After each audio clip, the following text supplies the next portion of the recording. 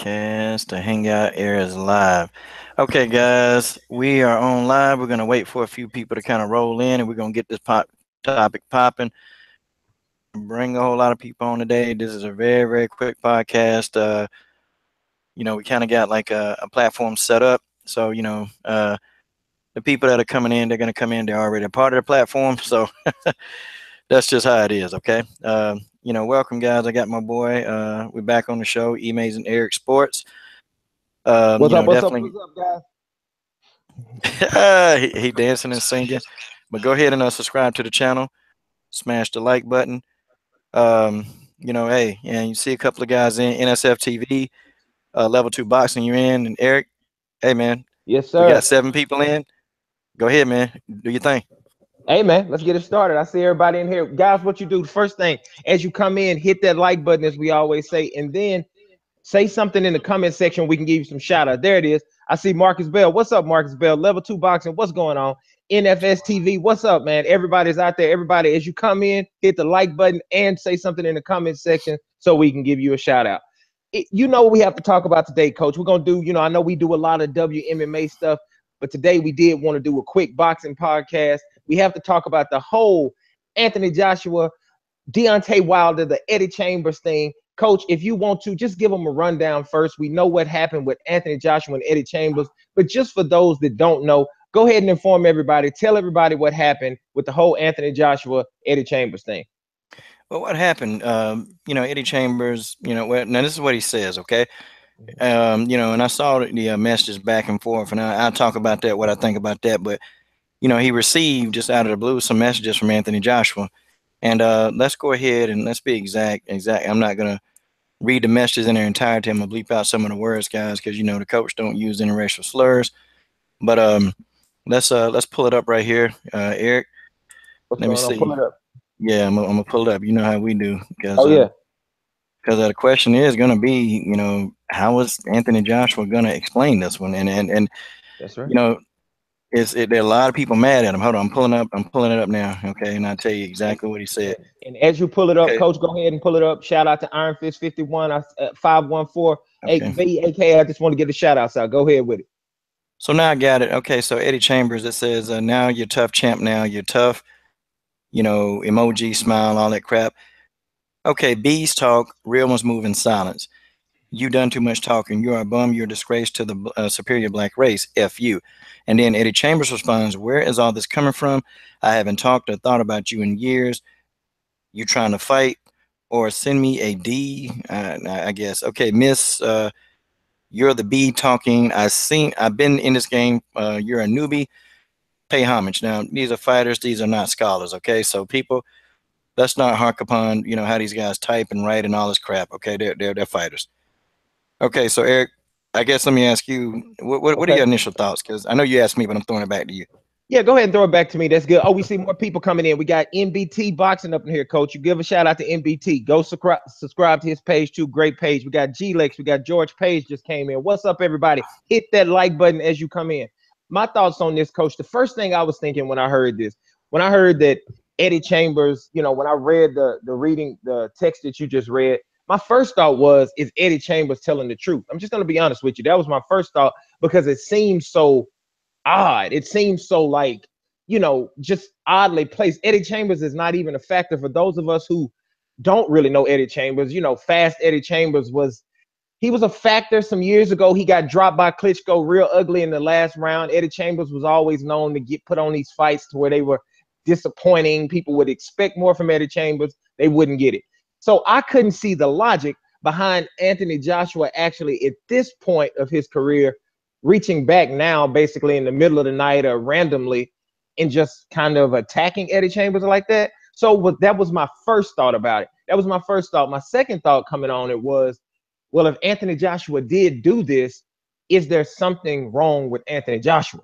Like, is he having is the pressure getting too thick on him? Because again, no matter how I look at this, whether he did it or not, it definitely to me seems very odd. Does it seem odd to you? Yeah, it seemed kind of odd, but I'm gonna be honest with you. Mm-hmm. I was actually kind of happy he expressed himself because I was telling people that I get different nationalities all the time. They say, hey, I'm a Mexican, so I roll with my Mexican fighters. We good.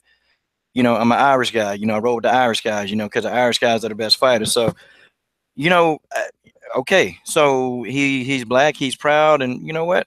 I'm a proud black man. So I don't have an issue because I think this was supposed to be like hey, it's a one-on-one conversation.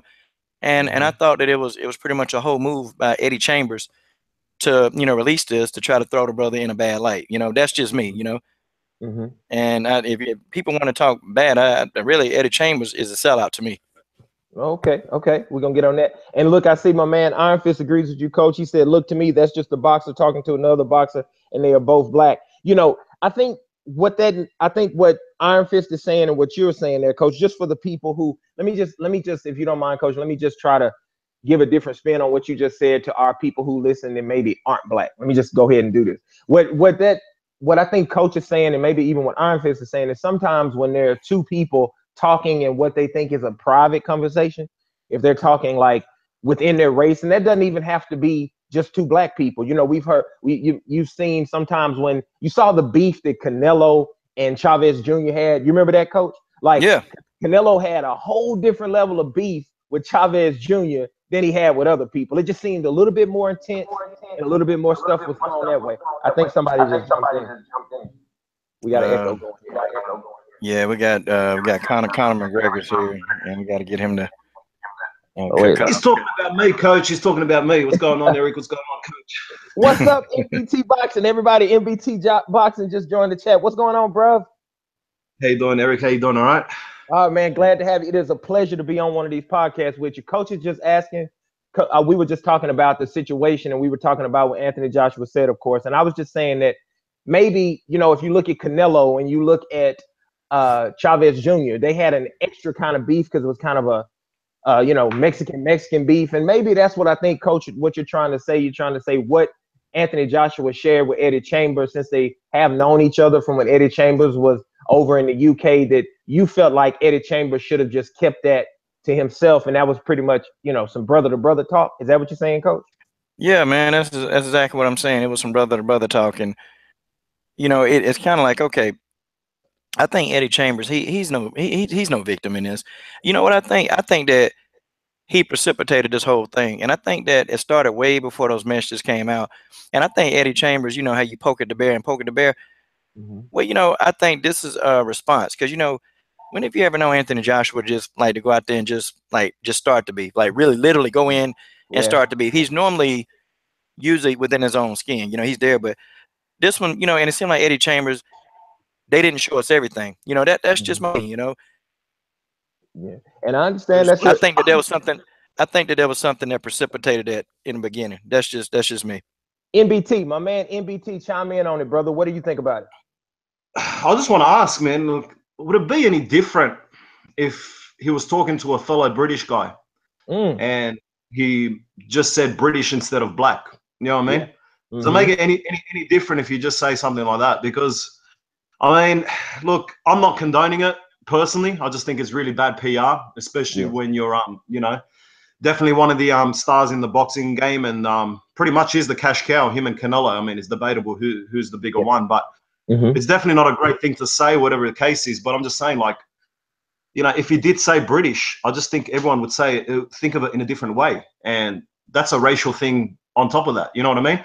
Like, if I was to talk to him, if he said it to a white person or to a non-black person, I think it would definitely be very foul. You know what I mean?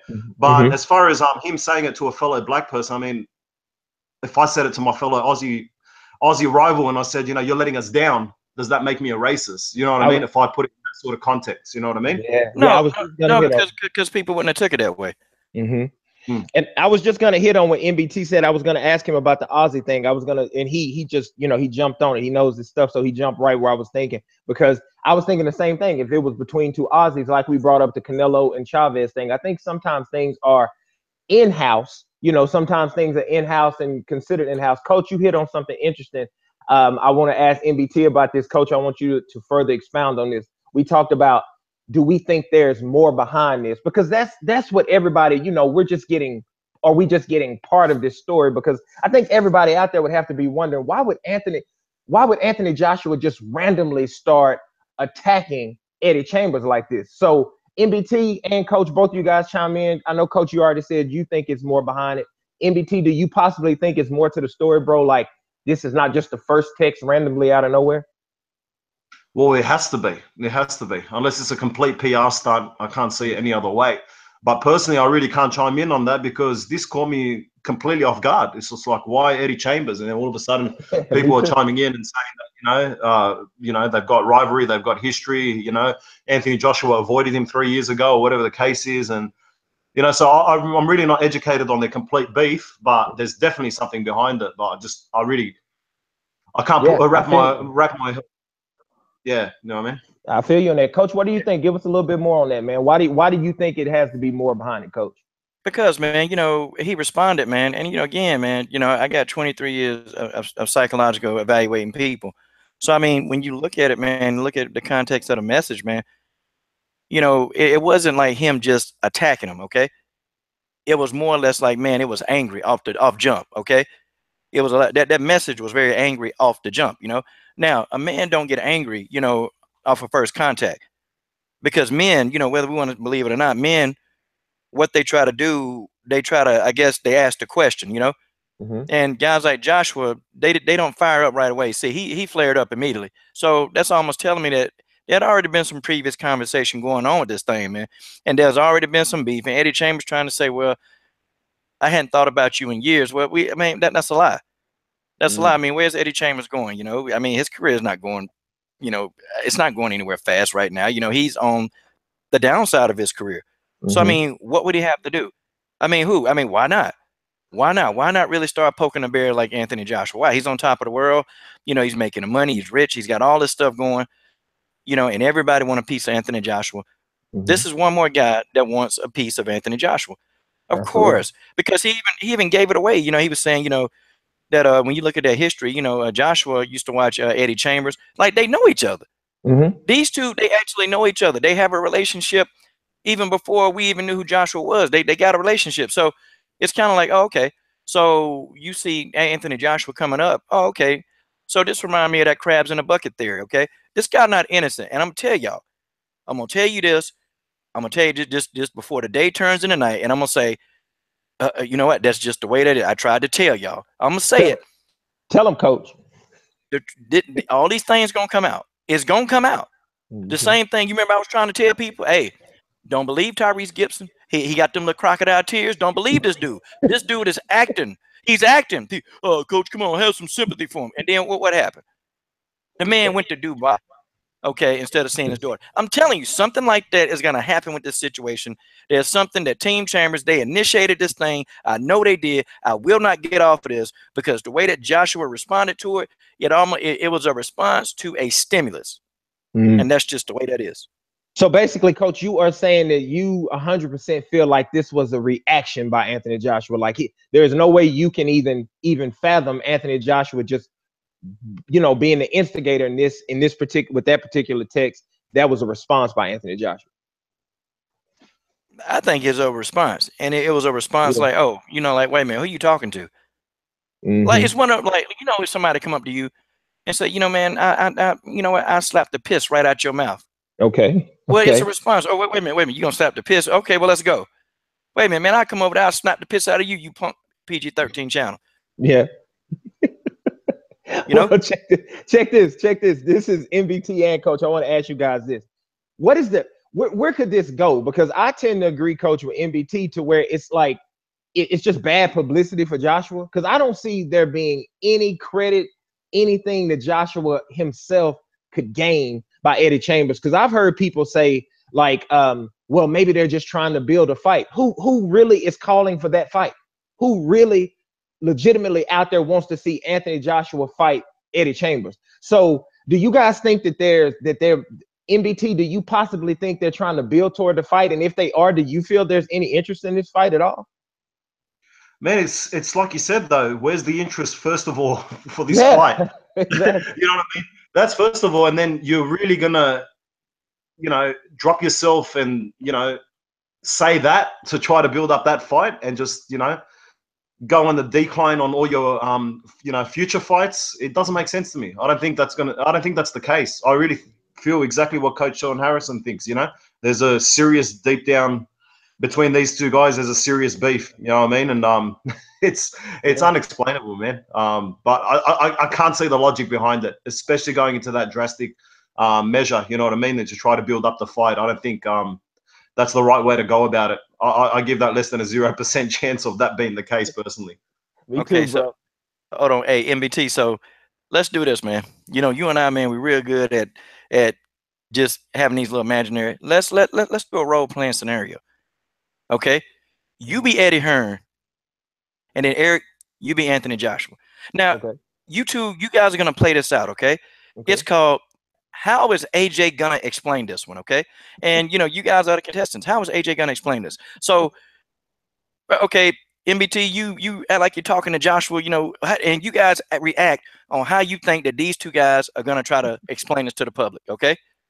So, hold on, let me get this straight, because I know you and MBT do this. This is my first one doing this. So, MBT is going to talk to me, Joshua, as Eddie Hearn, and I'm going to tell him how I need to get out of it. That's right. Okay. So MBT is Eddie Hearn, and you're Anthony Joshua. Okay, well, you know what, MBT, I started because I'm calling Eddie Hearn on the phone right now. I'm Joshua. Hey Eddie, are you there? Eddie. Yo, Eddie, I messed up. I got upset. You know, me and Eddie, me and Chambers had some beef. You know, Chambers was out here in the UK. There's some beef going right there. I messed up. You know, I probably shouldn't have said that to him. What should I say from here? Because that's what I would be doing. I would be asking Eddie Hearn to help me if I was Joshua. Okay, now you can't go back to being Eric if your name Joshua. Come on, man, you messing it all up, Wait, man. what am I supposed to do? You want me to give the accent? Yo, I don't really know how to do the accent. Yeah, you gotta get the accent in, man. Look, man, come on, you really doing Eddie, a terrible job at this, man. Eddie, I'm a moderator. I'm not a you guys do the characters. You know look, what, Coach? Look, man, come on now, come on now. See, dude, Eddie, come on, you missed. Go ahead. Eddie, help me, Eddie. I need some help. You know, we had the beef out there, so I need some help. Eddie, what can you say to help me, Eddie? Anthony.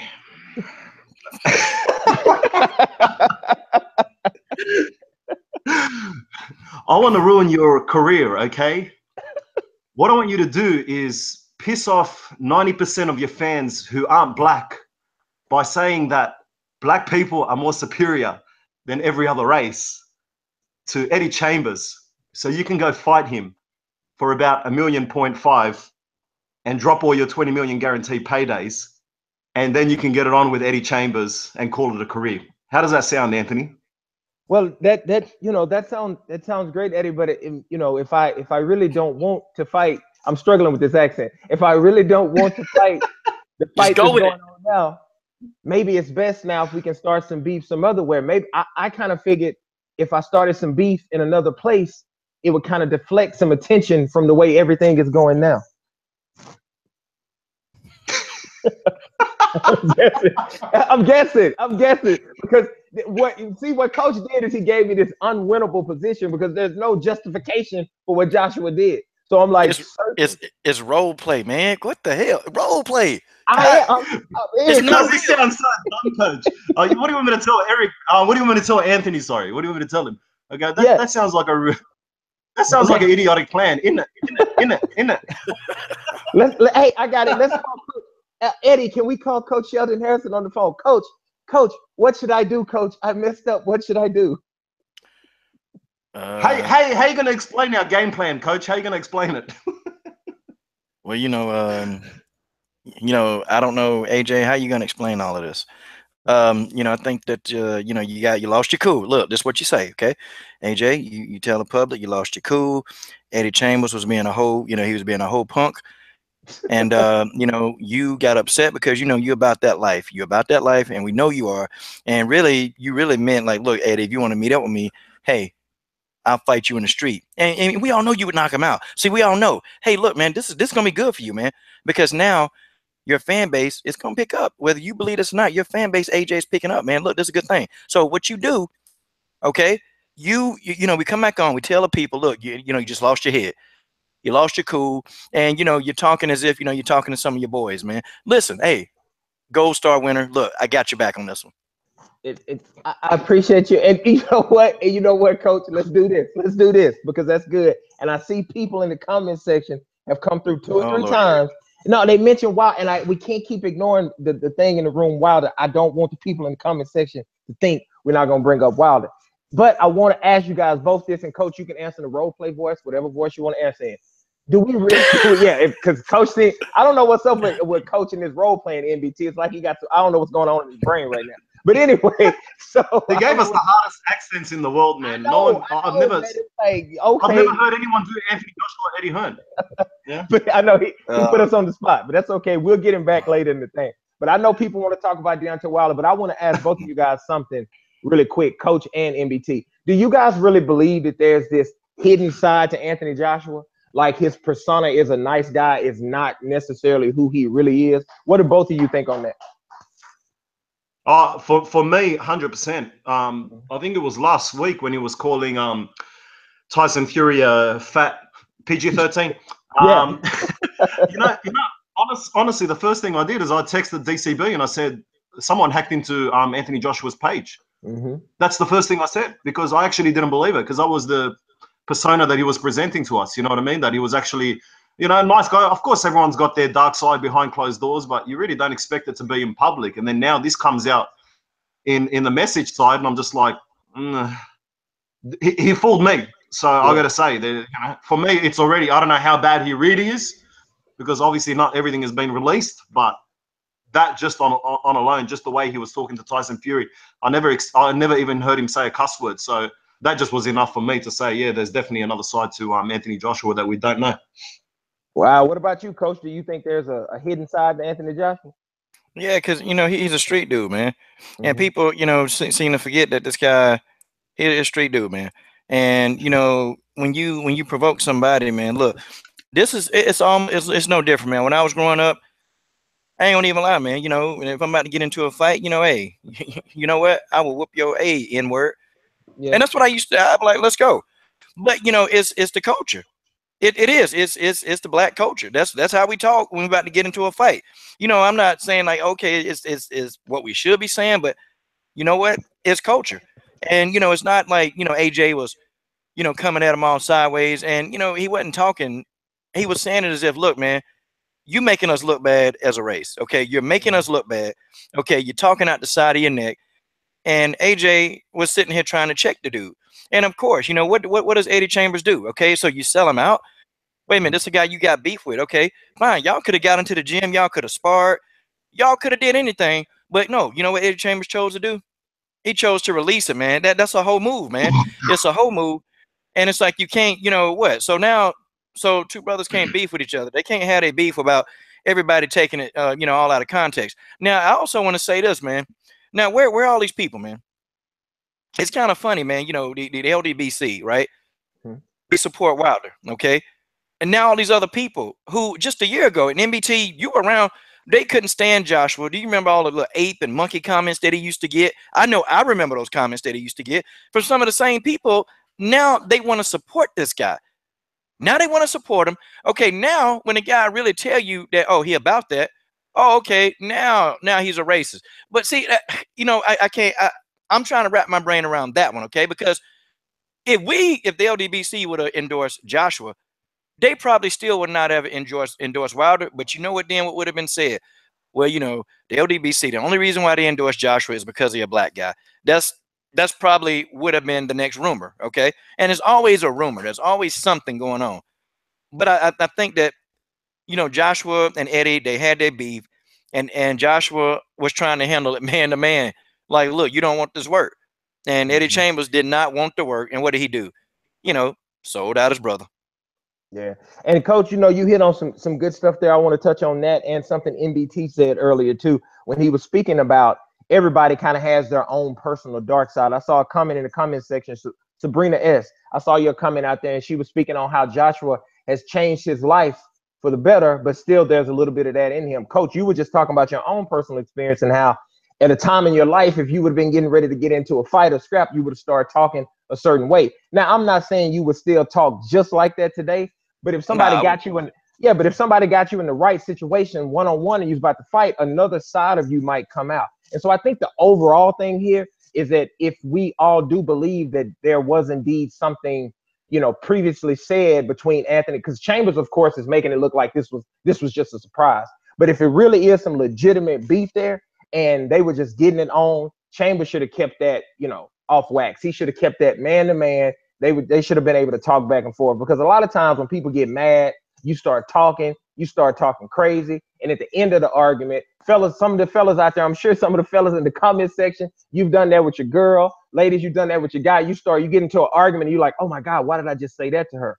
Because you said something, you just got heated and you said something. So if we're giving Joshua the benefit of doubt on that, then I guess the overall feeling of the panel here is that Eddie should have just kept his mouth shut. He didn't have to bring it. Seems to me maybe Eddie Chambers, I don't know him. I don't want to put anything on him that I don't know. But Eddie Chambers looks like he could have just wanted some attention right here. I don't know. What do y'all think about that?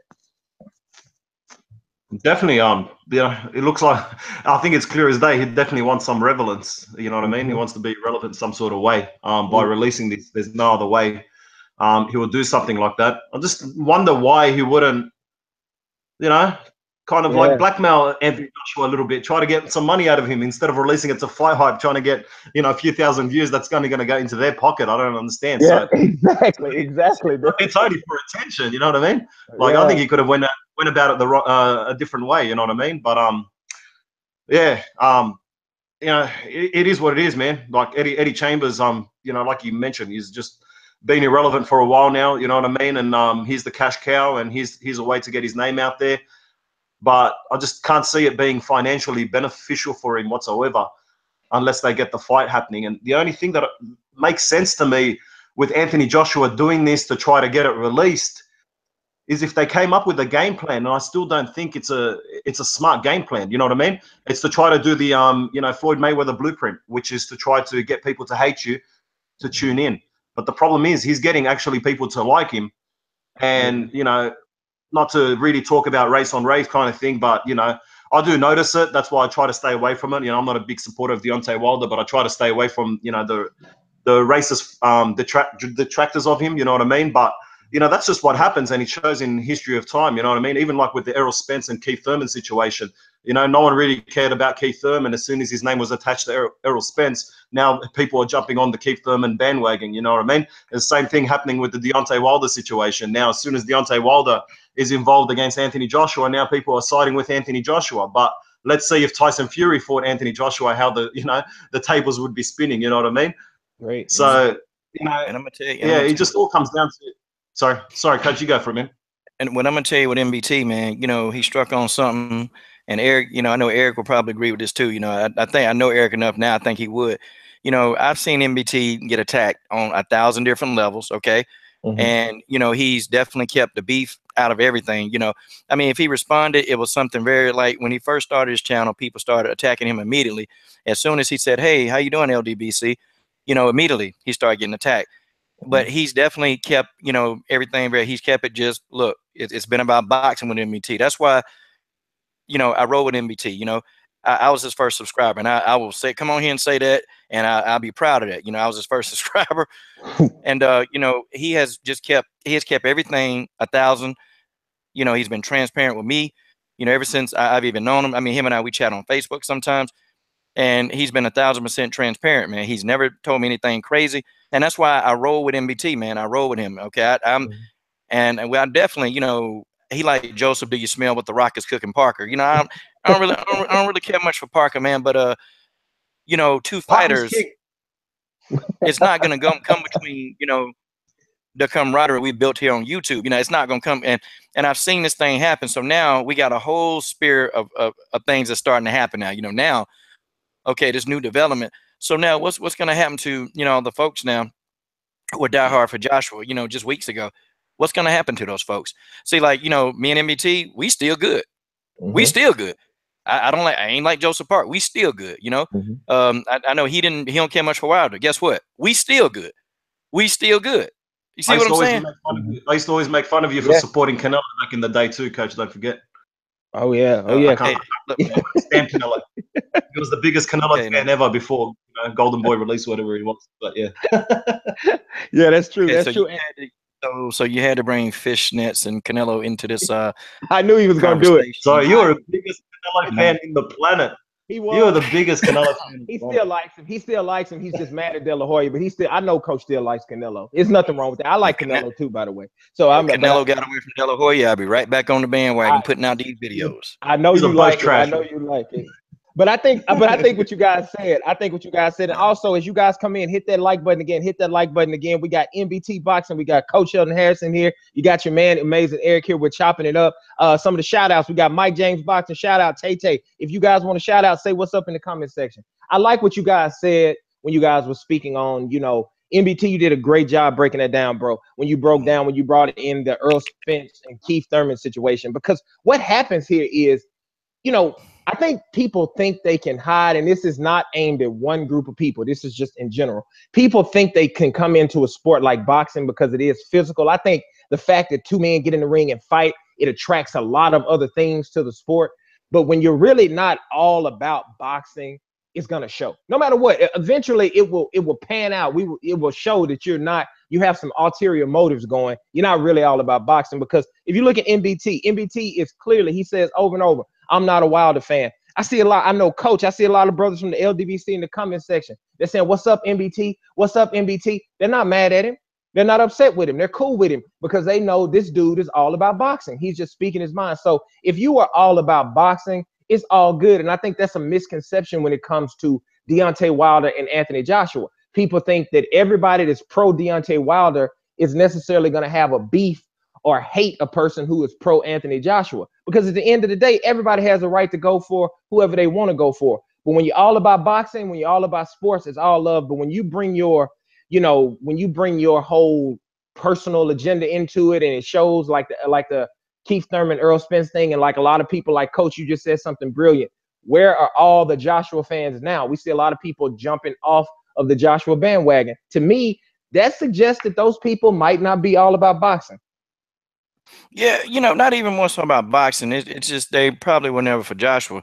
And, Deontay Wilder said something. He said, look, man, as soon as you become yourself, and Deontay Wilder said this, and Tyson Fury told him this too, when you become yourself, these same people that's rolling for you, they're not going to like you. Now, the UK fans, they like Joshua because he's UK. I mean, they like him because he is from the UK. So I can't sit here and put the UK fans in this one. I can't do it. I gotta get the UK. I gotta get the UK fans.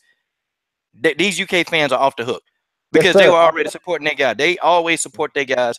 If I argue with a UK fan, I know for a fact that these UK fans, they love the sport of boxing. It's their sport.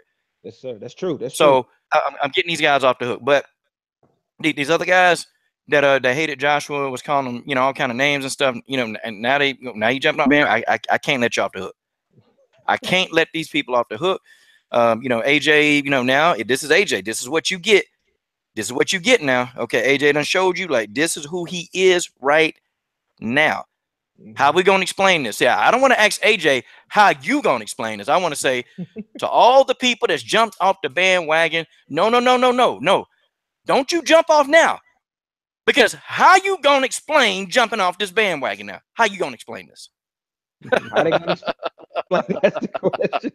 We don't know how they're gonna explain it. But and like you just said, I think MBT would agree with this. I agree with this. The UK fans are, I always say, some of the greatest fans. As an American, I'm jealous of them as fans. I wish our fans in America were the way they were about boxing. I wish we could have 60,000 Americans, 80,000 Americans showing up for boxing events. So UK fans, shout out to them. I think, Coach is talking into another group of people who, like you said, they used to be one way and now they're another way. So let's ask more specifically where we think. Let's get into the whole Wilder situation now, because I know a lot of people want to holler about Wilder.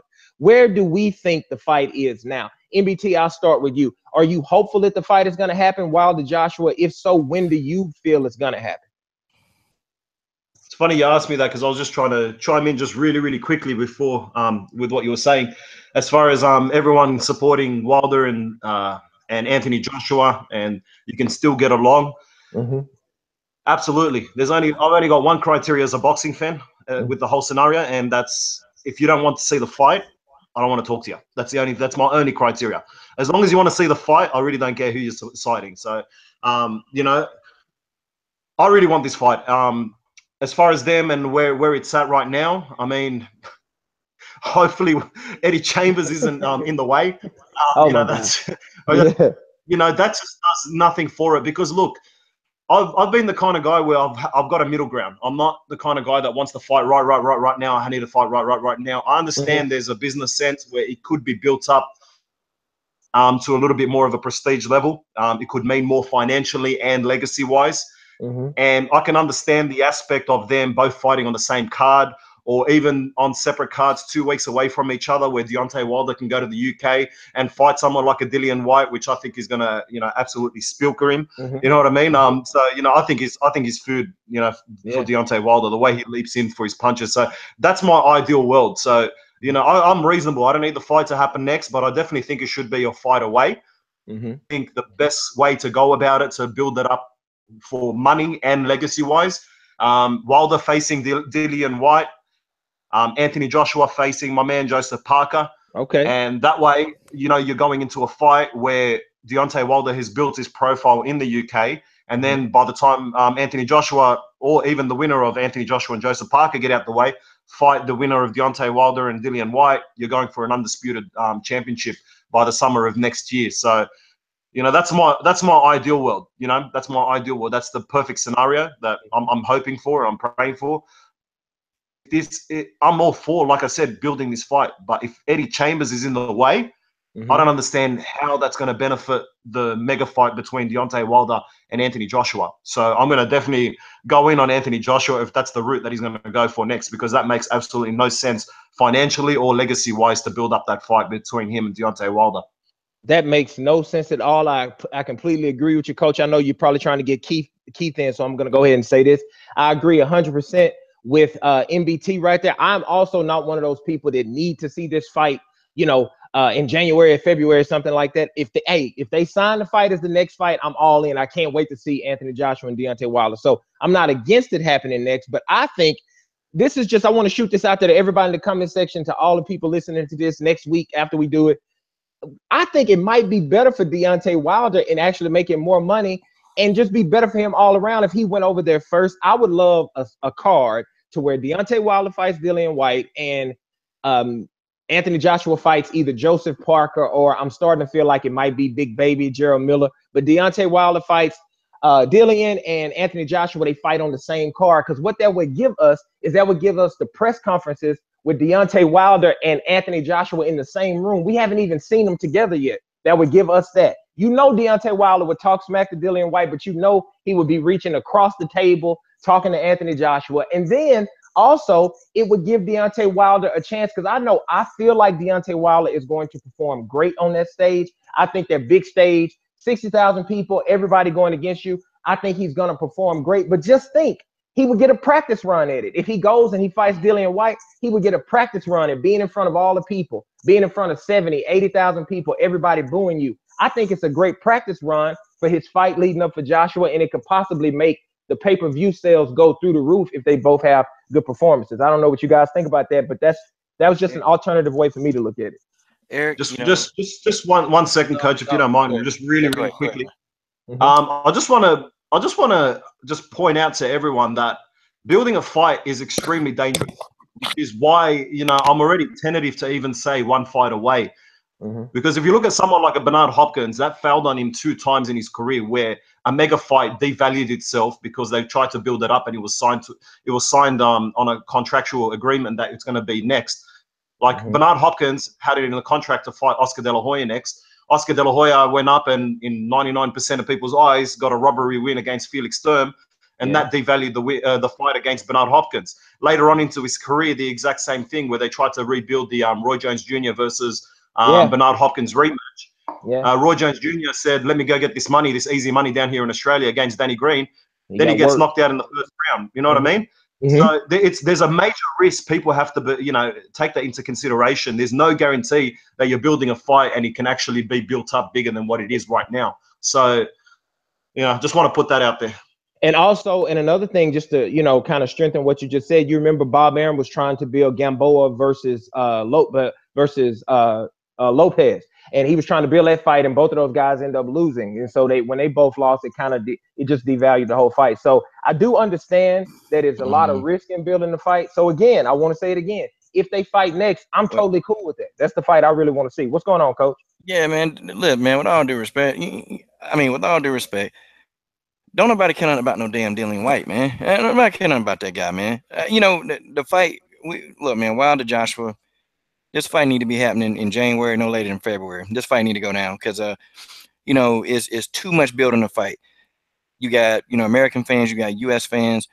I mean, you got Americans and UK fans. We're both building this fight to the core. I mean, it's been probably maybe thousands of videos put out, just on YouTube alone about the buildup of this fight. This fight's already built, okay? There's no more Dillian Whites. We need to get the Dillian Whites out the way. I mean, we need to get, the Pulevs. We need to get these clowns. We need to get the Ortizes. We need to forget about all these little bottom feeder clowns, and let's go ahead and get the guys that we want to see in the ring, okay? I don't want no more buildup. I don't want another fight. I don't want none of that. I want these two guys. Let's go on and fight, because we've been talking about it. This fight is built, okay? And, what if one of these guys mess up? What if these guys mess around and take a loss? Well, yeah, the fight's going to be pretty much in jeopardy, or it's going to be devalued, or the fight's not going to have the lackluster. Like, same scenario when Manny Pacquiao got knocked out by Marquez. I mean, yeah, we still wanted to see the fight, but, Manny Pacquiao was not able to avenge that loss. One being because Marquez, said, I don't want to fight you anymore. But still, the fight, even though it did well, imagine how much more it could have done if the fight would have happened maybe 3 or 4 years ago, instead of back in 2015. What if the fight would have happened in 2013, 2014, See, it's the same scenario. Okay, it's the exact same scenario. This fight need to happen now. I mean, we don't need to be waiting. AJ don't need to be, trying to hold court. Look, man, get your ass in the ring. It's going to be the biggest payday of your career, since, people want to, talk so much money. Listen, this will be the biggest payday of his career. He definitely, it's going to be a huge following over here, because now you got Deontay Wilder. He was on Wild 'N Out. He did a Lay's or Doritos commercial. Sports Nation. He just did that. He was on Sports Nation too. He was on Sports Nation on ESPN. Sports Nation. Yeah, he's been on all these other platforms, man. Deontay Wilder is blowing up over here, okay? He's blowing up. Well, Coach, easy work. Coach, I was just going to say this, and I agree with you, like I said, and I think MBT is kind of echoing that same sentiment, to where if we wouldn't be mad if the fight happened in the summer, but I'm sure if the fight happened in January, February, I'd be excited. I'd be ready for it. But I'm just asking this as a question, because if Eddie Hearn and Team Joshua, if they feel like they're holding the cards, if they feel like Wilder is going to have to basically do, ultimately they're going to be able to make the decision on when the fight happens. We all want to see the fight happen now, but if they feel like they're holding the cards, Coach, do you think Wilder, in other words, I'm asking, do you think Wilder should say, I'm not fighting anybody else until the Anthony Joshua fight? Or if they offer him $5 or $6 million to fight Dillian White with the guarantee to get Joshua next, you still don't think he should do it? I'm just asking a question. See, it's the thing, man. Okay, Eric, I know you read scripture. I know some of y'all dudes in the comments, y'all probably don't. Y'all might be heathens. I don't know what y'all are, but it's almost like the story of Naaman. The guy that gave his birthrights away for some soup, right? I know. I mean, he was so hungry, he gave away his birthrights for a bowl of soup. Now, could you imagine? Yeah, the $4 to $5 million, it could be right there in Deontay Wilder's face. Could be.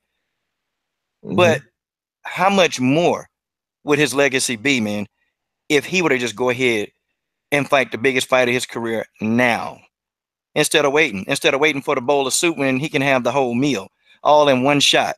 Okay, I don't care nothing about AJ calling the shots. I don't care nothing about that. Okay, listen, do you want to see the fight? Is the fight going to be big? The answer to that, if you don't want to see the fight, if you sitting back talking about where AJ make all of it, shut up, okay? Because ain't nobody talking to you. Nobody is talking to you. Ain't nobody talking to your scary ass. If you're sitting here talking about, well, AJ make the decision, shut up. If you want to see the fight, that's all that matters. Do we want to see this fight? And if we don't want to see the fight, then shut up. That's just how it is. I hear you, man. Now, Coach MBT, let me ask you this too, bro. Let me ask you the same thing. Now, if he can't get the fight next, if you were in Wilder's team Coach, thank you for your answer. MBT, if you were on Team Wilder, if AJ and Eddie Hearn won't play ball, we know we want them to. We know we want to see the fight. But if they won't fight him next, would you advise Wilder to not fight Dillian White, not fight again, and just wait on Anthony Joshua? Or would you take a fight with a Dillian White or somebody else, get another couple of $1 million, and then fight Joshua in the summer? Look, if I was Team Deontay Wilder and Anthony Joshua is clearly not willing to fight me, I would follow their trail. That's what I'll do. Okay. If they put out a line out there that we're going to fight our mandatories, we're going to defend our belts for the IBF and the what's the other one they got, the WBA. If they're going to go that route, then if I was Deontay Wilder, if I can't get that fight, I would just go down with his team, look at the WBA and the IBF rankings and try to get the highest rated guy to fight him so he can climb up that rating to try to get that mandatory spot.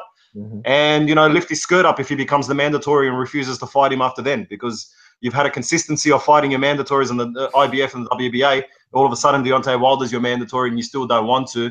And we can clearly see that it's on his side. You know what I mean? So that's the route I would take. But look, man, this fight needs to happen, man. Look, you know, I can't understand what coach is saying. Dillian White is a nobody. I understand that. That's cool, and I agree with him. Not massive believer of Deontay Wilder, but I think he's going to absolutely stretch out Dillian White. But there is a financial benefit when it comes to that, and it's and it's mainly due to the UK public.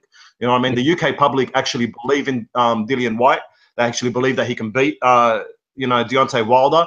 So that will shut them up instantly. And then on top of that, it will actually even get them behind Deontay Wilder in some sort of way for the Anthony Joshua fight.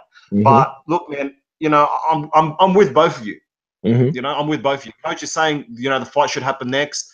And you're saying that, you're happy with a fight away. And I totally understand with what both of you guys are coming from. I'm only looking at for the financial side that it can be one fight away.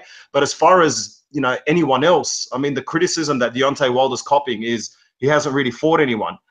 And just look at, people need to look at the context of all this. The heavyweight division is not as stacked as people are claiming it is. I understand it was heating up about 3 years ago, but you have to look at the circumstances right now. When 3 years ago, all these guys that were built up to, take over the new era of the heavyweight division and it was going to be stacked, you need to look at the surroundings right now. It's only Anthony Joshua and Deontay Wilder that are both looking like killers in their prime, because you got Tyson Fury, who obviously, for me, in my opinion, no one's going to get any credit for beating him unless he has at least 2-3 fights and beats a very solid B-level fighter, convincingly, to show me that he's on the same level as he was before, even 90% of what he used to be. So Tyson Fury is not the guy that's going to really get anyone. There's still going to be an excuse for Deontay Wilder if he beats him next. Joseph Parker, as much as I'm a believer, I'm not stupid. I understand the majority of people believe that he's lost at least one fight. Some people believe 2. Some people even believe 3. You know what I mean? You've got talking about, the Carlos Takam fight, the Hughie Fury, the Andy Ruiz. They were all close fights. I scored them all 7-5 kind of way for Joseph Parker, and a lot of people disagree and thought maybe they won. So he's not looking like what he was hyped up to when he was fighting lower competition. Luis Ortiz, another situation. Apparently this was the guy that Deontay Wilder should be fighting. As soon as he signed up to fight Deontay Wilder, all of a sudden he's 45 years old. Then he got popped by blood medication. Now he's 65 years old. If he ends up fighting him next, then that's another 6 months. Then all of a sudden he's 113 years old. You know what I mean? So, it's only Anthony Joshua and Deontay Wilder that's actually... I understand Deontay Wilder might need it more than Anthony Joshua because Anthony Joshua does have Vladimir Klitschko. But Anthony Joshua needs Deontay Wilder too, because a lot of people are still criticizing him for the Klitschko fight, and rightfully so, that he came off an 18-month layoff and a losing 18-month layoff, by the way. You know what I mean? So that kind of shuts everyone up for the Anthony Joshua critics too. So in a way, they both need each other. MBT, I think you hit something real good there, because when you speak about somebody came in, we got an echo going here, guys. Hey, D-Style. Yeah, it's D-Style. Okay. So no, I was just gonna say this as D-Style jumps in. I think MBT hit on something, Coach, when he said not only was Klitschko coming off of a layoff. Now here it is. I think I give Joshua props for the Klitschko fight, and I want to say this about that Klitschko fight. That was the best version of Klitschko I myself have seen in a lot of years. I'm not a hater. I got to keep it real. Even though I'm American, so I'm going to roll with my man Deontay. I do give Joshua credit for that. I think Klitschko rolled the clock back a little bit in that fight with Anthony Joshua. But my man MBT makes a good point. He was coming off an 18-month layoff and he lost the fight before. So that's a really, really good point on that. And then, the truth just dropped $2, coach. You see it?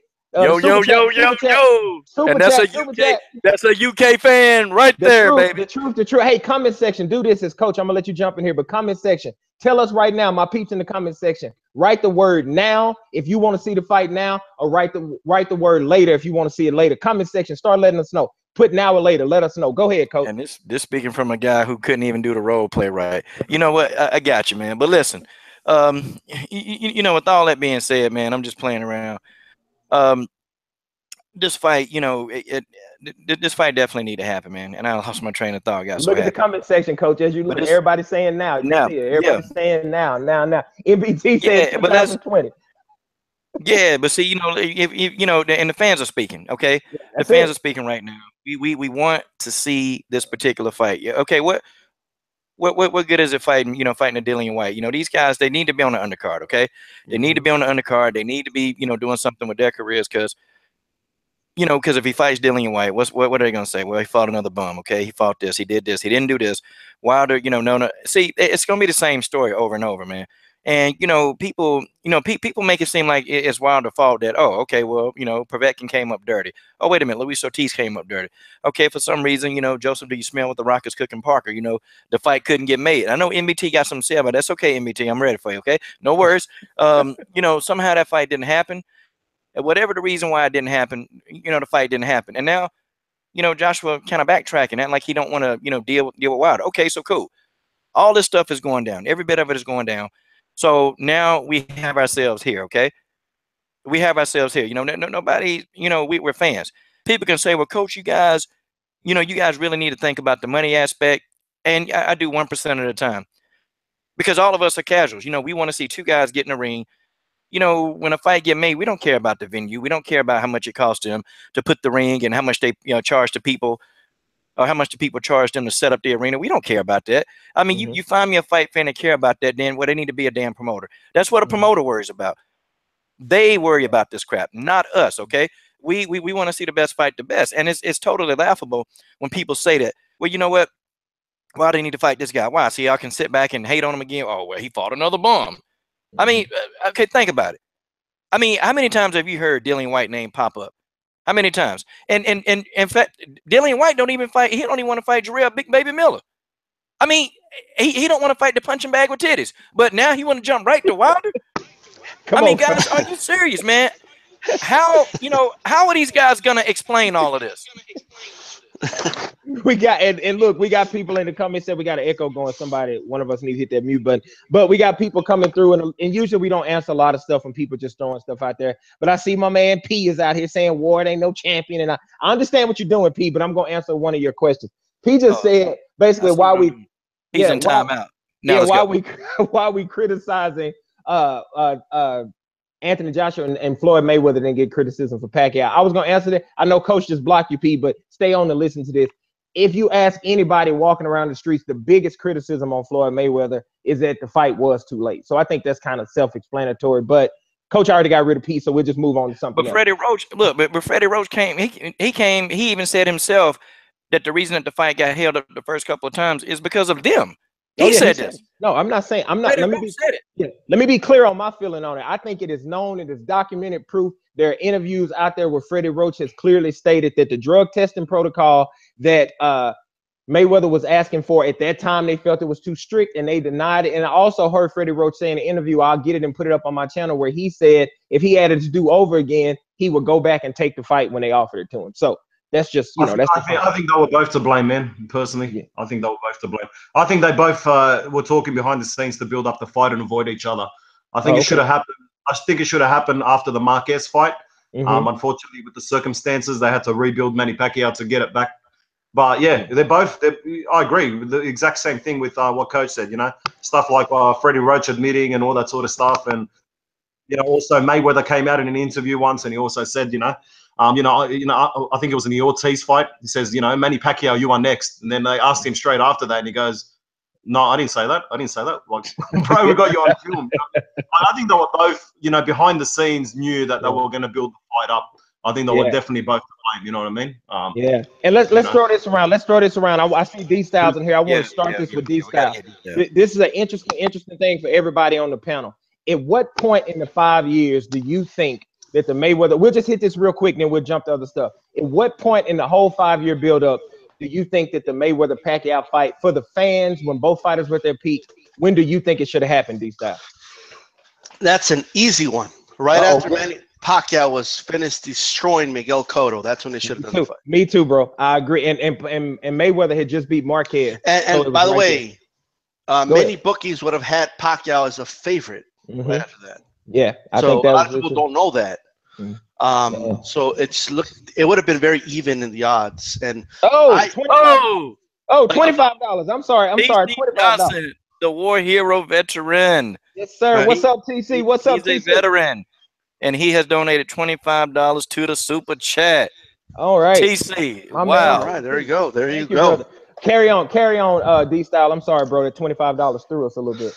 It's all good. That's all love right there. Yeah, that's pretty cool. All right, but yeah, man, that's pretty much it. That was the time, and that was a time, by the way, where I personally wanted the fight to happen then, because if Pacquiao was a favorite, I was going to make money, right? So that's when I wanted to fight. Okay, and the argument always is, well, they did such a great job because keeping everybody waiting is the reason it sold so much. I honestly believe it would have sold just as much right after that Cotto fight. You know, it was just big at that time. And now let's put their own financial, aspirations aside. Okay, at the end of the day, it would have been better for boxing if they would have fought at that point. I agree. And I think that's where the Wilder Joshua thing is. 2018 for Wilder Joshua is basically, in my opinion, that's 2010 where Pacquiao and Mayweather were. Yeah, that's real talk. Coach, what do you think? When do you think in that whole 5-year saga of Manny Pacquiao, Floyd Mayweather, Manny Pacquiao, when do you think was the most opportune and best time for the fight to happen? I think the fight should have happened in 2009, right after Floyd fought Marquez, because it was a quicker job. He just made Marquez easy work. And so, had Floyd would have fought Pacquiao then, I mean, Floyd probably would have beat him up even worse, instead of just schooling him, for 12 rounds, Floyd probably would have hurt him. That's just my opinion. I think it should have happened, it should have happened right after the Marquez fight.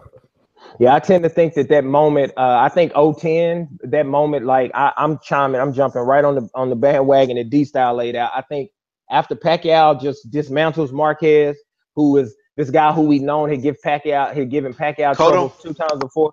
And you're right. After after Pacquiao dismantles Cotto and Mayweather dismantles Marquez, the fight was at its peak right there. And to me, both fighters seemed to be at their peak at that time. I think there's something, because Mayweather looked unbeatable against Marquez. And then you see Pacquiao comes and he looks like a machine against Cotto. And I think that was the moment, that was the time to where the boxing fans everybody would have won the most from that. Now, as we jump to this, we got other people asking other questions. Let's touch on another fight while we have the experts. Again, guys, we got NBT Boxing in the house. Go subscribe to that brother's channel. We got D-Style, the legend, in the house. Go subscribe to his channel. I'm your man, Amazing Eric with Amazing Eric Sports. Subscribe to your boy's channel. You know Coach because you're here, because you know Coach, the legend Coach. But now let's shift over. We had a few people to ask us about the Lomo-Rigondeaux fight. Let's start with this on the Lomo-Rigondeaux fight. I want to ask the panel, why in the world is there no promotion? What is going on with the promotion of Lomachenko, Rigondeaux? Anybody jump in first? NBT, let's start with you, bro. Why do you feel there's no promotion, or if the fight is not being promoted like a lot of us feel it should be? Did we lose NBT? Are you there? Look, I'm okay. Can you hear me? Yeah. I got you now. I'm sorry, you went out. You guys can hear me? I got you. Yeah, sweet. I was just gonna say, man, I've actually got a different stance on that, man. I believe that it could be promoted any big. This is a hardcore's dream, and unfortunately, it's just not going to appeal to any casuals. It's already a sold-out arena, so I'm already content with that. And it's up to us boxing hardcores to tune in, every single one of us, because this is definitely a once in a lifetime fight where we got two-time gold winners in the Olympics. So this is definitely something for the hardcores to support. As far as them trying to build it up, you know, promotion costs money. And I just don't think these guys have what it takes as far as trash talking is concerned, and them both lacking in the English department to really build this fight up to the casuals, unfortunately. You know what I mean? Yeah. So I personally don't think, you know, if you're a hardcore fan, you don't know about this fight, then you need to lift that rock and, you know, and remove yourself from it and get out of it. You know what I mean? That's true. That's true. I personally just don't see it being really, you know, attractable to the casual crowd. That's so. I think it's fine personally. I feel you, bro. What do you think about it, Coach? What do you think about the promotion thus far? Yeah, I think the promotion, you know, I'm with MBT. You know, we the hardcores, we know about this fight. I just think, man, you know, it's that whole thing with I don't know, man. Rigo and Bob Arum, they just like oil and water, man. And you know, if he promotes Lomo, then it's like Rigo name got to be thrown in there because this is the guy that's fearless. But you know, I got to come back out and say this. You know, this fight is happening too because of Lomo, and of course I'm a Lomo fan because you know the guy is willing to take fights. Okay, he's willing to take fights. You know, he wanted to fight Walters. You know, and clearly he wants to fight Rigo because he's fighting him. The promotion with it, you know, Bob Arum's in, it sucks too. Even for Lomachenko, it sucks. Like, you know, the only promotion that is getting is right here on YouTube. Yeah. You know, I mean, we've been talking about the fight. I've talked about it. MBT talked about it. D-Style talked about it. D-Style talks about it probably more than everybody on the panel. So, you know, the fact of the matter is, you know, why this fight ain't being built up? Because, you know, these two guys, they're not making the noise like Wilder and Joshua are. Like, what Wilder pretty much is just, I mean, he's taking out all stops, man. I mean, he ain't calling Anthony Joshua insulting his manhood, you know, calling him a P, you know, calling him you know, everything else other than a child of God. So, you know, Deontay Wilder is a little bit more, he's more personable. Well, you got Lomo, you know, Lomo, it's just personality-wise, he's boring. In the ring, he's exciting. You know, Rigo, you know, he don't speak English, you know, so it's like, okay, how's he gonna trash talk? You know, he got to do it through social media, man. I'm just saying, you know, he got to do it through social media, or you know, I mean, it's kind of hard, you know. So what is Rigo gonna do? What is Lomo gonna do? You know, Rigo got the personality. He don't speak the language. Lomo got the fighting, you know, exciting fighting style, but he's boring. That's my opinion. I feel you on that, and that's a great opinion. Now, D-Style, chime in on this fight, man. Chime in on the promotion. Tell us what you think about the promotion thus far. So as far as the promotion goes, the quick answer is Top Rank. Once Top Rank sells a fight to a network, they really don't do much promotion. That's just historically a Top Rank thing. Like they already got their money, they already got their site fee, so there's really little reason for the promoter to promote. And that's Keith Brown. Appreciate it, man. Keith Brown. Hey, you know what? D-Style is good luck because every time D-Style starts talking, somebody. You got to put me on more often. Yeah. Keith Brown. Shout out to Keith Brown. Keith Brown hanging out with us when we get off. Well, toward the end of this, man. Because he's gonna discuss his fight. You know, and then we got to. You know, he had his first amateur fight. Oh yeah, we got to hear about that. Keith coming in toward the end. Go ahead, D-Style. I'm sorry, bro. Go ahead, D-Style. Yeah, good luck to him. Good luck to him. Yeah. But yeah, that's pretty much it. I mean, it's a Top Rank thing, and also the second strike against the fight is, I mean, historically, I mean, fair or unfair, the smaller fighters in general just don't draw as much. You know, that can be a subconscious thinking that regular people make. When you watch Anthony Joshua and Wilder on TV, your average person doesn't think to themselves, "Yeah, I could beat up those guys." Yeah. You look at little Rigo, little Lomachenko, even if they're not thinking it outright, I mean, subconsciously, it's just something that people have in the back of their head. Like I could whoop those guys' ass. They're midgets. Yeah, great point. That's not the way I think, right? But it's just realistically the way a lot of casuals think. You know, like I've sat down and watched a lot of fights with anything below 135, and you know, you get those comments like, they look like little kids, and just stuff like that. You know, so I think that's what it is. But overall, it's definitely the promotion, and I agree. I mean, it's not fair, but the fact that they don't speak English definitely hurts the fight. But it's a minor thing. I mean, I mean, look, Kovalev and Shabransky don't speak great English. But I just wanted to say that, by the way. Hey, Go say Shabransky. Say it again, bro. Say it again. Shabransky. We all know what that's about. We know what that's about. Go ahead, bro. Yeah, but those are my thoughts. I mean, it's pretty straightforward. But the main reason is I believe it's Top Rank. Top Rank has, the way they see it is we have no reason to promote this fight. What was HBO, I believe, already bought the fight. They already got the sanctioning fee for it. Like, they're good. Like, you know, like they make their money for it, and they're not going to spend any more money on it. Yeah. Well, I'm feeling him. I'm feeling D-Style on that, coach. And I got my man, the Truth out here wants to know something. So I want to know. I know MBT he took a little break. When he comes back, we'll get his. But coach and D-Style, I want to ask you guys. I start with you, coach. What is your prediction? The Truth wants to know. What is your prediction for Lomo Rigo? What do you see happening? Well, this is tough. It's tough. I'm a Lomo fan. It is a tough. And I predicted Lomo would defeat Nicholas Walters, in which I was right. Shout out to Dream Chasing Boston for letting me be right on that, because I argued him to a tooth and nail, and he made fun of me.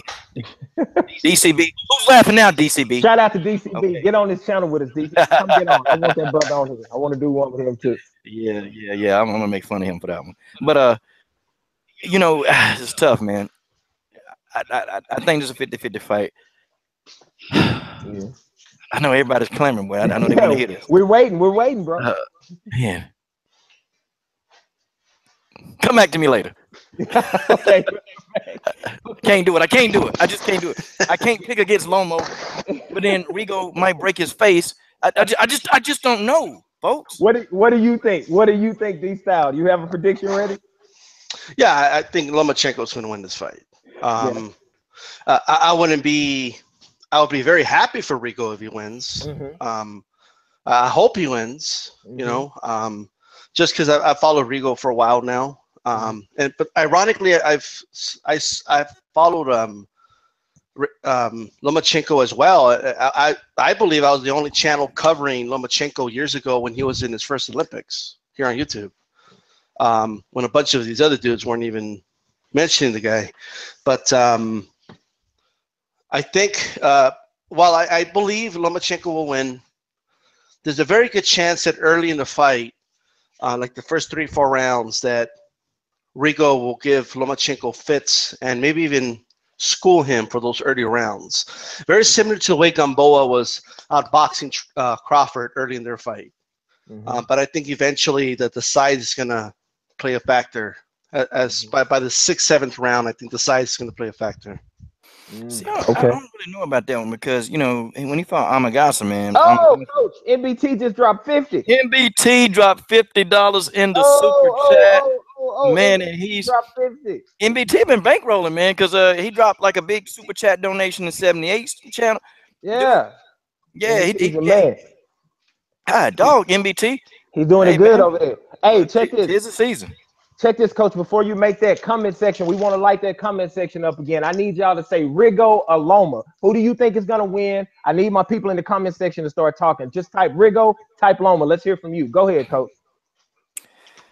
Yeah, you know, like I said, you know, he fought Amagasa, man. He fought Amagasa, and Amagasa came in at 140 pounds, man. So, I mean, he outweighed Rigo by almost 20 pounds. And, you know, Rigo got knocked down from that guy, got back up, and completely dominated him, man. And I just think, you know, and when he fought against Nonito Donaire, which I'm a big Nonito Donaire fan, so all the Nonito Donaire bum jokes, I'm gonna check you on those. But Nonito Donaire knocked him down. He got back up, and it's almost like this guy gets knocked down, and then he just goes in there into destruct mode and completely goes in there and just, you know, goes at these guys. I think that the size isn't going to be a problem from him. It may be the misdirection of Lomachenko. I think that may give him a problem more so the size. Yeah. So you don't think the size is going to be an issue? You think he's going to be able to navigate that distance and deal with the size well? Yeah. I think I think it's more the movement of Lomo. I think it's more of the movement aspect, because Lomo is just, he's got these weird movements, man. It's real strange. And although Rigo is great timing, I just wonder if he's going to be able to time Lomachenko, somebody who moves around constantly in a fight. Well, I want to throw this question out to D Style because I know my man knows that boxing like that. What D Style and Coach and MBT, whenever you get back on, say what's up and let us know you're back on. For D Style, what do you think of this school of thought that's out there now? That what's going to have to happen is that Rigo, since he's the shorter guy, shorter arms, he's going to have to be more aggressive than he normally is, because if he stays away, Loma would just use his size and his reach and eat him up. Do you feel like Rigo will have to be more aggressive to have a chance? If I'm not mistaken, doesn't Rigo have the arm length advantage? You know, he might have the arm length advantage. I know that Rigo, Loma is taller, but you know, sometimes that when a man is taller, that kind of cancels itself out a little bit. Yeah, everything's cause and effect, man. Yeah. If Loma wants to land leather, he's gonna have to come in. So at the end of the day, and Rigo is a extremely patient fighter. So I don't think he's gonna, you know, get out of his game at all. Yeah. I think he's gonna fight his fight. We've seen rounds where Rigo's thrown like 6 punches the entire round. You know, if it's one thing he has, it's patience. Yeah, so, he does. He really does. And Lomachenko, I'm not sure how much patience he has. You know, that's one thing that I really don't know, because it's just, he's like Coach said, right? He has a lot of awkward movement, but he's very, very active, and he's gonna have to come in at some point. He's gonna have to land leather if he wants to land punches, obviously, right? And without saying so, I think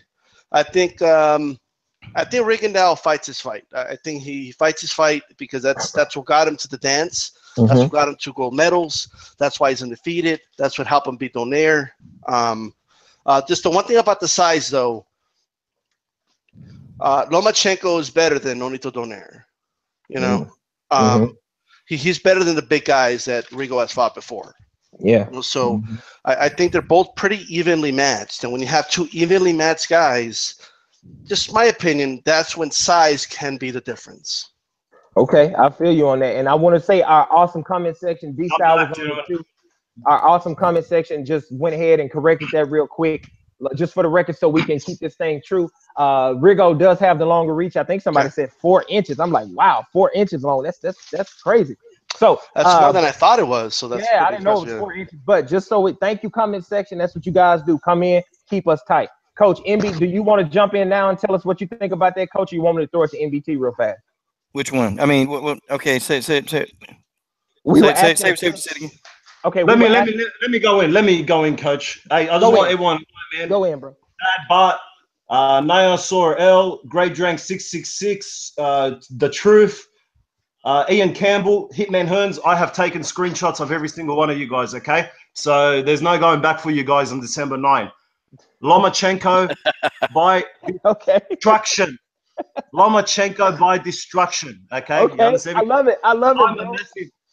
I'm a massive Guillermo Rigondeaux fan. I'm not. You know, my ideal result would be a draw. Okay. To be honest with you, because I'm actually equally a fan of both of these guys. Yeah. But I just, you know, there's just certain things that I'm banking on that I haven't really seen at the current moment. As far as the size is concerned, I don't think, like a few people have mentioned, I don't think size is going to play as major of a role as people think it's going to play. First of all, like I need to make a video about this. I just want to expose the lower weight classes. As far as the lower weight classes, these guys jumping up 3-4 pounds, it's not as significant as a middleweight going up to light heavyweight. That's, you know, so let's just get that one out the way. There's a lot more money going on there as far as trying to open up these weight classes. So the size difference, I don't think is going to be a major role. I understand Lomachenko was a lightweight, 132 pounds, I believe, in the amateurs. So people might think he's clearly much more bigger, but I don't agree with that, because, you know, weight classes in the amateur ranks is a little bit different to the pro ranks. First of all, they got same day weigh-ins, so that's really important for everyone to know. You look at someone like Sean Porter. He was a middleweight in the amateurs. Now he's fighting at welterweight, and I believe Adrian Bronner asked him to fight him at 143 or 144 with a rehydration clause, and I know the rehydration clause was scratched at the last minute, but he was still willing to make it. And even when they took it off, he made the 143 or 144, whatever it was, clearly, and he looked amazing himself. So, you know, even Andre Ward fought at the light heavyweight division, and he started off his career, a lot of people don't know, at the middleweight division for the first 5 to 6 fights, you know what I mean, before he moved up to super middleweight. Yeah. So as far as the size is concerned, I don't think it's going to be as big as people think. Obviously, Lomachenko is a bigger guy, not massively bigger. The reach has been mentioned by a lot of people, so definitely Guillermo Rigondeaux has the reach. So I think it's going to come down to skills. But Lomachenko, the only thing the size is going to play is Guillermo Rigondeaux has the better one punch, not like, you know, the one punch that's going to hurt you, where Lomachenko usually uses volume. But with the weight difference, I believe Lomachenko is going to have a little bit more even in the power department because of the weight difference. That's the only time I think the weight's going to actually play a role in this. But apart from that, there's certain things I'm just not banking on. I'm sorry to say, even though I saw Mikel Flores fight, it was it ended in 1 round. Guillermo Rigondeaux looked spectacular in that, but I refuse to believe that a 37-year-old guy that weighs 122 pounds has still got what he used to have at the age of 32 and 33. Like, I'm banking on something I haven't even seen. So you know, to me, the age is going to play more of a role than the size difference. So, and stylistically, man, I just think, you know, there's a lot of things where people are just going to be guessing because both of these guys have not seen each other's style. You know, they haven't seen each other's style. So you can't really compare them to another fight to say, oh, Guillermo Rigondeaux is going to beat Lomachenko, because Lomachenko in this fight, you know, there's nothing that reminisces Guillermo Rigondeaux, and vice versa for Lomachenko. But I think this, I think the combination, the work rate, the punching power being more of an even term, and I think the age, it's just going to play a major role. I think it's going to be competitive for the first 2-3 rounds, and Lomachenko is going to take over and stop Guillermo Rigondeaux in the 10th round. So I hear you, and that's you guys heard it. First of all, shout out, Coach. My man D-Style just threw $5 in, and D-Style want everybody to say Shabransky. Okay, we had to get that in. Also, I see my man K Black Boxing. Go subscribe to that brother's channel, K Black. I saw your video, bro. Said you got your first 100 subscribers. Congrats. I know you're gonna get many more of those. Let's also jump into this because Eric, sorry, do you mind just me mentioning this really quickly to D-Style, man? I just want to remind him, and I'm actually having fits about it. Me and D-Style actually made a bet about a month and a half ago that Andre Ward won't be coming back to boxing for 2 years. If he doesn't come back in 2 years, he's got to pay me $100. I've got to pay him. I just want him to know that I'm sweating when he just posted that sparring footage on his Instagram, man. So, we got to get on that too. We have to talk on that too, because that is real talk. I do want to hit from Coach and D-Style because MBT just gave a great comment on something. Coach or D-Style, either one of you two start first. People in the comment section, answer this too. Have you guys noticed slippage in Rigo? Do we feel Rigondeaux has slipped, or he's 37, or do we still feel like he's the same guy that beat Nonito Donaire? Coach, why don't you go first on that? You know, he hadn't taken a whole lot of punishment, you know. He hadn't taken a lot of punishment, and I think that, you know, he's going to be fine. You know, I don't think he slowed down. I mean, a guy that don't take a lot of the punishment that he hadn't taken, and he's, you know, remained sharp. With him, man, you know, he's one of those guys, man. He's, you know, he's defied age, you know. Yeah. He's defied age, and he's defied logic. So I think he's going to be fine in there, you know. I think it's not going to matter. I hear you. D-Style, what do you think? Do you see decline in Rigo? Oh, he had to breathe this one out. Oh, Lord. Here we go. Can you hear me now? I got you now. All right, my bad. Okay, so I was muted. But as far as the any slippage, I haven't seen it, but it's possible, right? If that makes sense. So I haven't actually seen him have slippage, but we can't ignore the fact of how old he is, and then I got to look at historically. It's not always the case, but historically, the smaller the weight class, there you go, the older they get, you know. But Rigo is a little different. He doesn't box like a lot of the smaller guys box. You know, he doesn't throw as many punches as them. You know, he's very calculated with his punches. He has a punch output of like a light heavyweight. You know. And then, like Coach said, he hasn't taken much punishment, so that could only work to his benefit.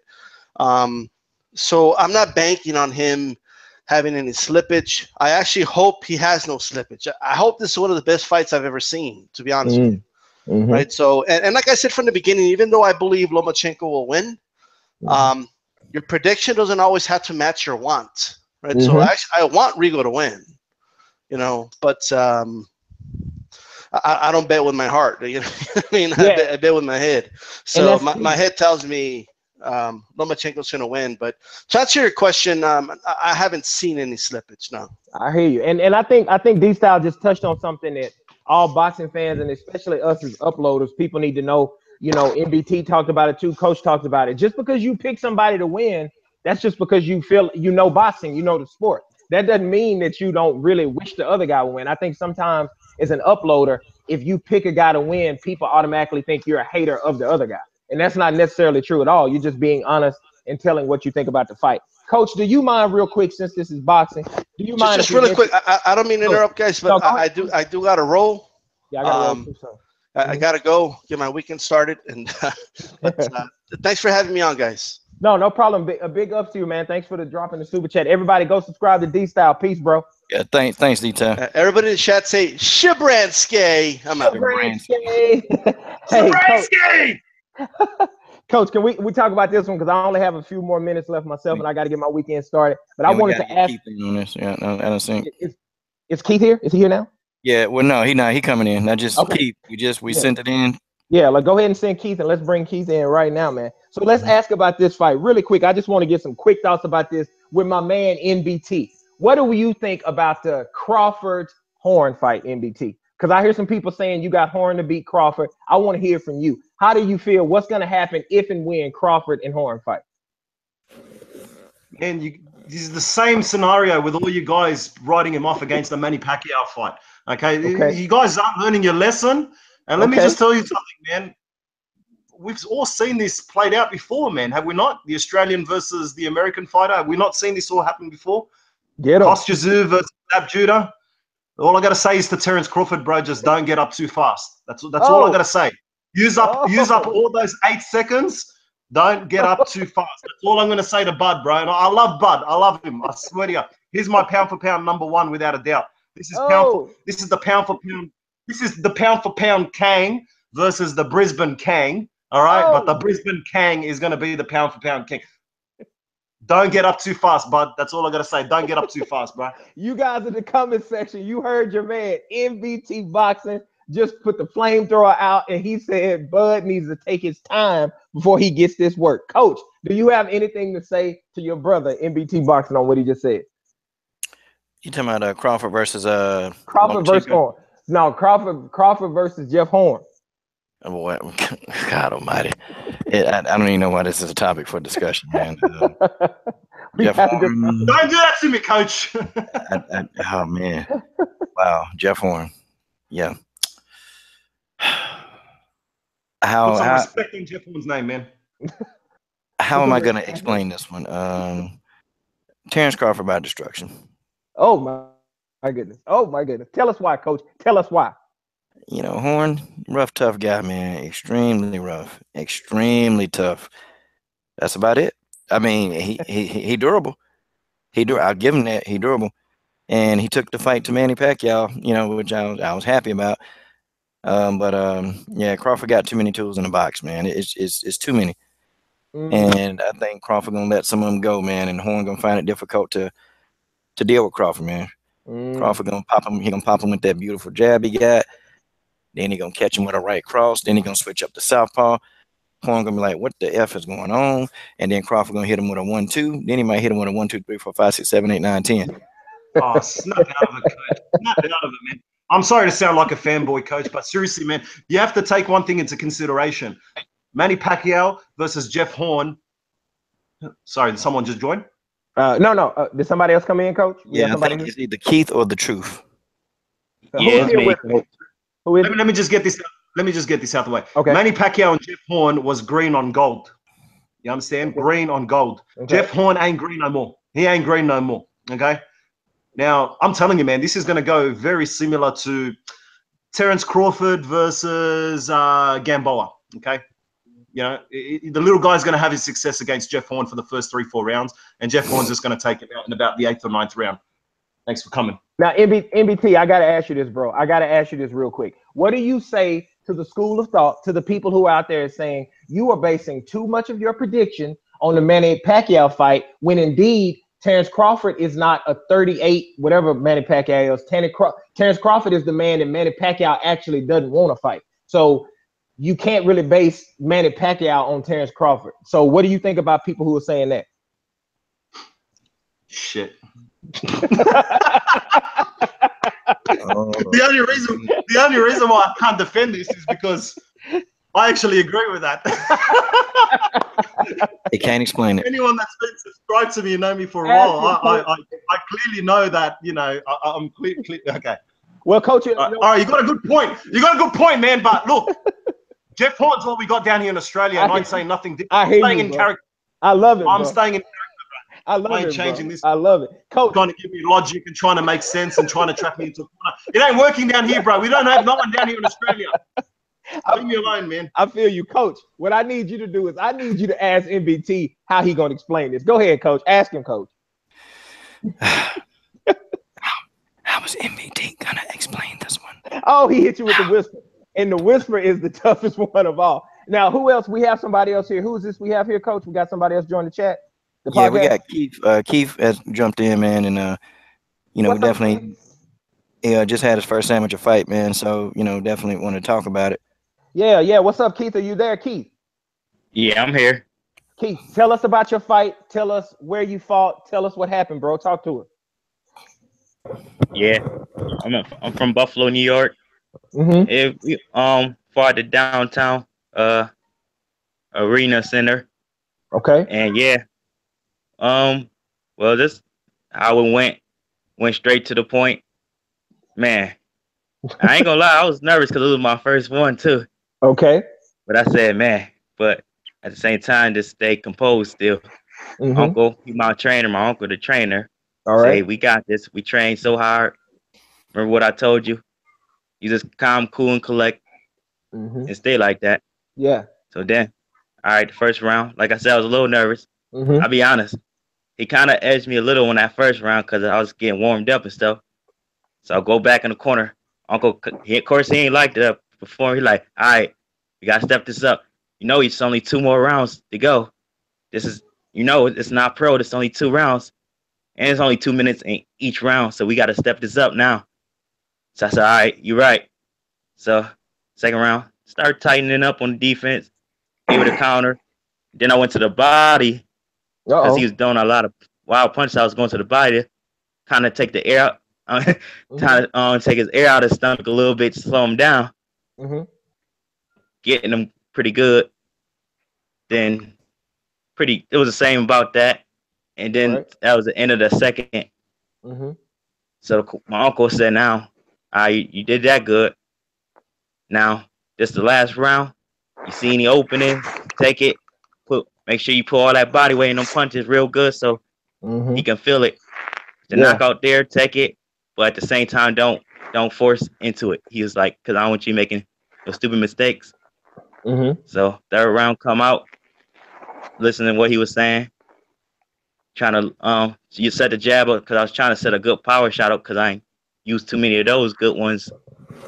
So, but actually when he threw this one jab, I was able to slip and land one uppercut, and he stumbled back. So of course I'm thinking, okay, I might have advantage right here. But man, he was tough though too. He got a chin though. Okay. And then he bounced back into his stance and everything because he was wobbled a little bit.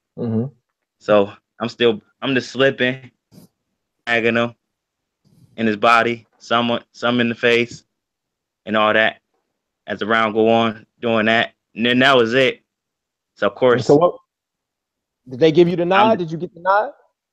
And then after that, I was just about to say, then the corner, my uncle would take the gloves off. He said, "You had to win this. Shake the opponent hand, his coach hand, then waited for them to get a knowledge. The results. They said, well, the red corner, which was me, had won it. Good. Bro, you had me nervous. You had me nervous right there. I was like, oh my God, Yeah. he about to tell us they I ain't want to tell the real result until the whole story got told. Man, So you are so 1-0 now. Man. So let me say this to you, Keith. A couple of good things. First of all, congratulations. Much props to you on that. The second thing I'll say that jumped out what you said, two good things. First of all, somebody in the comment section, amateurs don't usually go to the body. So props to you for mentioning their body work. And the next thing I really liked about what you said is you were able to repeat to us everything your trainer said to you in between the rounds. That is a great thing for a young fighter to listen to your coach. So I think that was great. Props to you, brother. And before Keith, before we jump, because I want Coach to talk to you a little bit too. Why don't you tell them where they can find you, bro? Tell them where they can find you on Instagram. Give them the places where people can go follow you. Well, Keith Brown Jr. That's Facebook and Instagram. Okay. That's an easy way to find me. All right.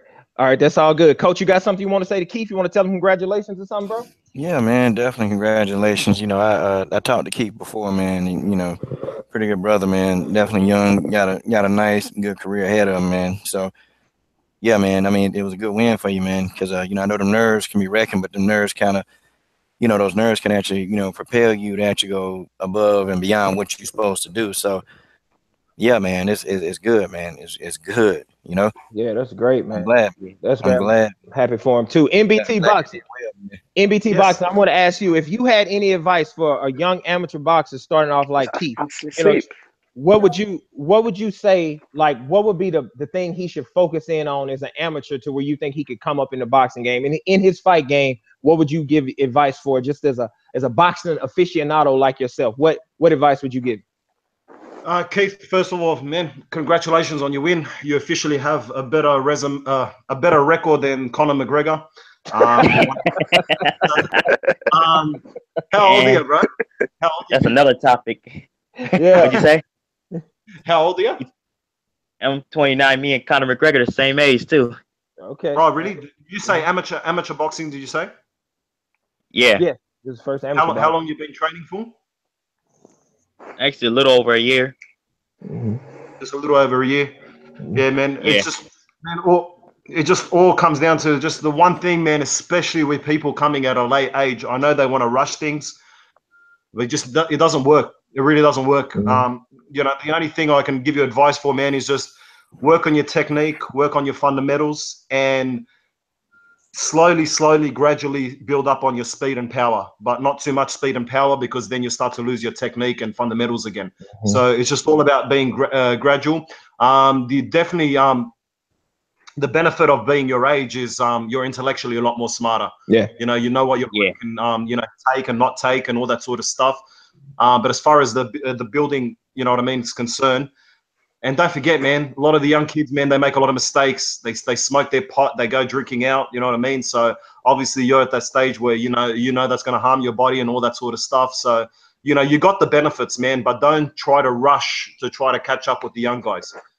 You know what I mean? I've seen the success, man. I've seen it in the sport of boxing a lot, man. In the amateurs, I believe, I don't know how it works over there in America, man, but down here in Australia, I mean, you still got 6 years before you got to really take it to the next level because at the age of 35 is when they put you in a different bracket in the amateurs where you can actually fight guys over the age of 35. So you still got 6 quality years, man. Yeah. You know, 6 quality years. Stay active, man. You know, do all the right things, bro. And just like I said, gradually, man. It's all about gradual. Don't try to catch up with the young guys, man. That's the only advice I can give to you at your age for taking up the sport. That's great advice, man. That's great advice, NBT. That's why I wanted you to drop that on him because I knew NBT would have some good words for him. Quick question to you, Keith, and then we're going to get ready to roll out of here. What weight class are you fighting? We got my man, The Truth, over there, too. He popped up in there, Mr. Moderator. Okay, so we got it. We got Mr. Moderator. So let me ask Keith this really quick. Keith, what weight class are you at, bro? 170. 170. Okay, so you're right in that weight class. All right, man. So you hang in there. Take this advice, bro. We're so proud of you. Everybody in the comment section showing you love. You guys go follow Keith, showing some love on his Facebook, his Instagram page. Truth. Is the truth in here? Is the truth in here? Can you hear me? What's up? We hear you, man. We hear you. I want to ask you this because everybody's chiming in on this, the truth. Can you tell us what you think? I'm going to take it back. NBT's not going to like this. But can you tell us what you think if Terrence Crawford and Jeff Horn fight? What do you think is going to happen, bro? Just to let you know, I'm Australian, bro. So just to let you know. I know that you're Australian. I can tell by the accent. But all I can say is the accent The accent's Lebanese, bro. So don't lie to me, man. Lebanese Australian. Anyway, go. All I can say is it's going to be a massacre. It's going to be an absolute massacre. I'm sorry. I love you a lot. You know, you're my boy, MBT. But real is real. It's just going to be a masterclass in boxing. Julius and Doug was probably going to be a harder fight. Man. Okay, so when you mean it's going to be a massacre, what round do you think Terence Crawford's going to get knocked out in then? Hey, I remember your Wilder video. I remember your Wilder video. Your Wilder video when you was holding your hands up and you were singing like the monkey, saying, "I'm a believer. I'm a believer."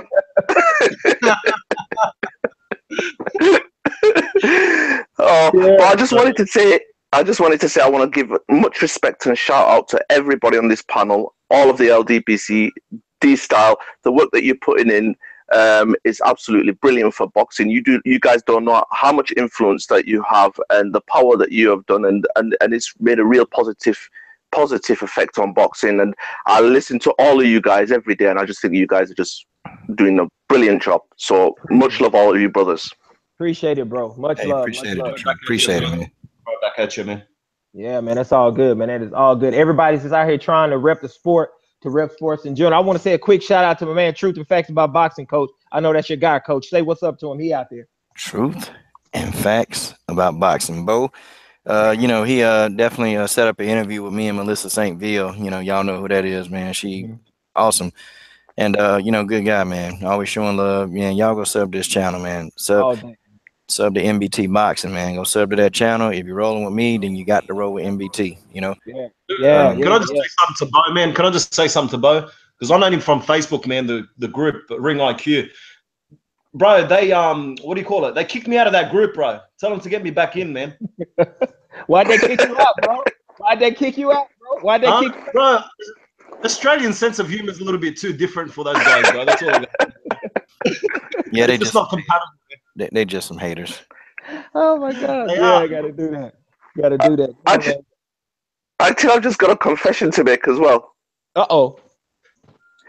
I'm from the same hometown as Amir Khan, so I just wanted to let you guys know that I gotta carry that shame all the time. So Australian sense of humor is nothing compared to that. Oh, sorry. I didn't know that about you, man. I wouldn't on you. I want to let you guys know. I want to let you guys know Amir King Khan is Coach's favorite fighter. Coach is always calling me, texting me about Amir Khan. He can't never stop talking about Amir Khan. I think Coach might have a poster of Amir Khan in his crib. All right, Coach, go ahead, Coach. I just had to tell him the truth, Coach. I'm sorry. Bloody hell.